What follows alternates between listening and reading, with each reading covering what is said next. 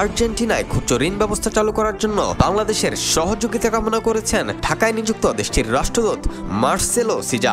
রোববার রাষ্ট্রীয় অতিথি ভবন যমুনায় প্রধান উপদেষ্টার সঙ্গে সাক্ষাৎকালে এই সহযোগিতা কামনা করেন আর্জেন্টাইন রাষ্ট্রদূত। তিনি বলেন, প্রধান উপদেষ্টাকে ফুটবলকে কেন্দ্র করে আমাদের যে আবেগ আছে তাতে দুই দেশের লাভের জন্য আমরা এর সদ্ব্যবহার করতে পারি। আর্জেন্টিনা ও বাংলাদেশের মধ্যে সহযোগিতার অনেক ক্ষেত্র অনাবিষ্কৃত রয়েছে, যা দুই দেশের জন্য উল্লেখযোগ্য সম্ভাবনা তৈরি করতে পারে। এ সময় আর্জেন্টিনার বুয়েনোস আয়ার্সে বাংলাদেশের দূতাবাস খোলার বিষয়টিও বিবেচনার জন্য অনুরোধ করেন মার্সেলো সিজা।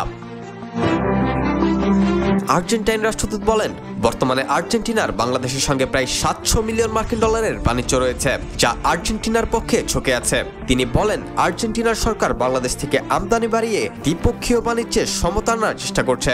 মার্সেলো সিজা তুলা, যৌথ বিনিয়োগ, ফার্মাসিউটিক্যালস, টেক্সটাইল, চাল, ফুটবল সহযোগিতা, ক্ষুদ্র ঋণ, এলএনজি সহ ইত্যাদি বিষয়ে নিবিড়ভাবে কাজ করার উপর গুরুত্ব আরোপ করেন।